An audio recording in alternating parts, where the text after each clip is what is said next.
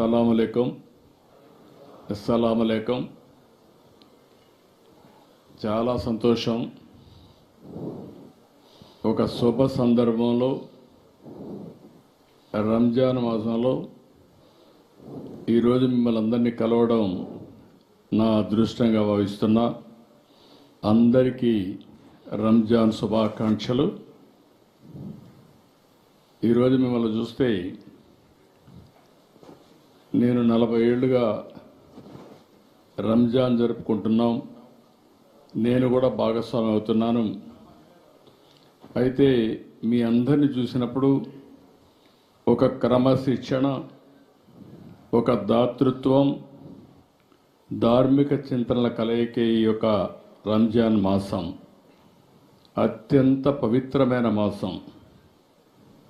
మనమందరం కూడా పవిత్రమైన భావంతో ఈ రంజాన్ పండుగ జరుపుకుంటున్నాం. ఈరోజు మీరందరినీ చూస్తే ఉదయం నుంచి ఇప్పటి వరకు నీళ్లు కూడా తీసుకోకుండా ఇప్పటి వరకు దీక్షలో ఉన్నారు.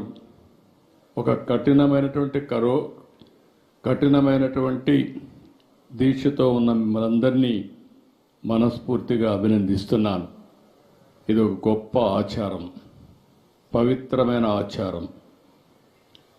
ఉదయం నుంచి ఖురాన్ చదవడం, ప్రార్థనలు చేయడం, ధ్యానం చేయడం, అదే మరి ఇతరులకు సహాయం చేయడం, ఇలాంటి మంచి పనులు చేసి ఒక పాజిటివ్ దృక్పథాన్ని అలవర్చుకొని మీరు మీ కుటుంబాలు ఆనందంగా ఉండడం కోసం పనిచేస్తున్నారంటే, అదే సమయంలో సమాజం కోసం కూడా మీరు దోహా చేస్తున్నారు. దానికి మనస్ఫూర్తిగా మిమ్మల్ని అందరినీ అభినందిస్తున్నానని చెప్పి కూడా నేను మీకు తెలియజేస్తున్నాను.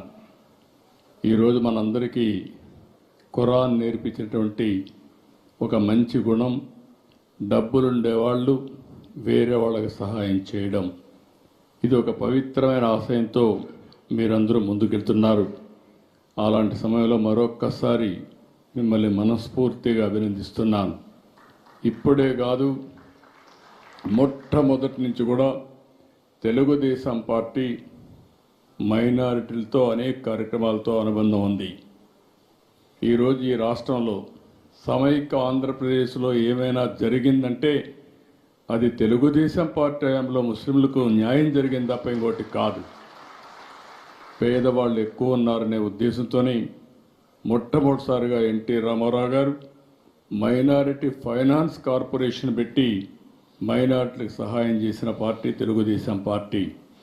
నేను ముఖ్యమంత్రిగా ఉన్నప్పుడు ఆ రోజు మీరు ఒక్కసారి చూస్తే ఉర్దూ అంత మునుపు ఆందోళన చేసేవారు.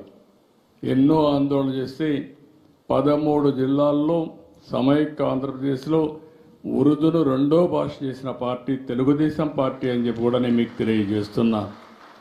ఇదే కాకుండా హైదరాబాద్లో ఒకప్పుడు మక్కాకి వెళ్ళాలంటే బాంబేకి వెళ్ళేవాళ్ళు. అలాంటిది హైదరాబాద్లో బ్రహ్మాండమైన ఇక్కడే ఫరూక్ గారు ఉన్నారు. ఆ రోజు ఫరూక్ గారే మంత్రి, ఈరోజు ఫరూక్ గారే మంత్రి. ఆయన ఆధ్వర్యంలో ఆ రోజు బ్రహ్మాండమైన హాజ్ భవన్ కట్టాం. అదే మాదిరిగా ఏ ఆస్తులైతే వక్ఫ్ బోర్డు ఆస్తులు ఉన్నాయో అవన్నిటికీ ప్రత్యేకమైన కమిటీలు పెట్టి అవన్నీ కూడా పరిరక్షించిన పార్టీ తెలుగుదేశం పార్టీ అని చెప్పి కూడా నేను మీకు తెలియజేస్తున్నా. హైదరాబాద్లో ఉర్దూ యూనివర్సిటీ నేను ఉన్నప్పుడే తీసుకొచ్చాను. కర్నూలులో ఉర్దూ యూనివర్సిటీ నేనే తీసుకొచ్చాను. కడపలో మనం ఆజ్ హౌస్ కట్టాం. ఇక్కడ కూడా ఆజ్ హౌస్ ఫౌండేషన్ ఇస్తే వీళ్ళు వచ్చిన తర్వాత కూడా తీసేసే పరిస్థితికి వచ్చారు. రంజాన్ తోఫా ఇచ్చాం. అదే సమయంలో ఆడబిడ్డల కోసం ఆ రోజు 163 కోట్ల రూపాయలు ఖర్చు పెట్టి దుల్హాన్ ఇచ్చాం. ఇలాంటి 1-2 కార్యక్రమాలు కాదు, మొట్టమొదటిసారిగా మౌజములకి ఇమాములకి హాన్రోరియం ఇచ్చిన పార్టీ తెలుగుదేశం పార్టీ అని చెప్పి కూడా నేను మీకు తెలియజేస్తున్నా. ఈరోజు మళ్ళీ 5,000 రూపాయలకు పెంచాం, 10,000 రూపాయలకు పెంచాం. ఎవరైతే ఇమాములు ఉంటారో వాళ్ళు ఎలిజిబిలిటీ ఉంటే ప్రభుత్వ కాజీల కింద వాళ్ళు నియమించే పరిస్థితికి వచ్చాం. ఆర్థిక సహాయం చేశాం. అనేక కార్యక్రమాలతో ముందుకు పోయాం. ఈరోజు నేను ఒకటే మీకు తెలియజేస్తున్నా, ఈ సంవత్సరం బడ్జెట్లో మీరు ఒకసారి చూస్తే 5,000 కోట్ల రూపాయలు, 5,300 కోట్లు పెట్టాం. పోయిన సంవత్సరానికంటే 1,300 కోట్ల రూపాయలు ఎక్కువ పెట్టిన పార్టీ తెలుగుదేశం పార్టీ.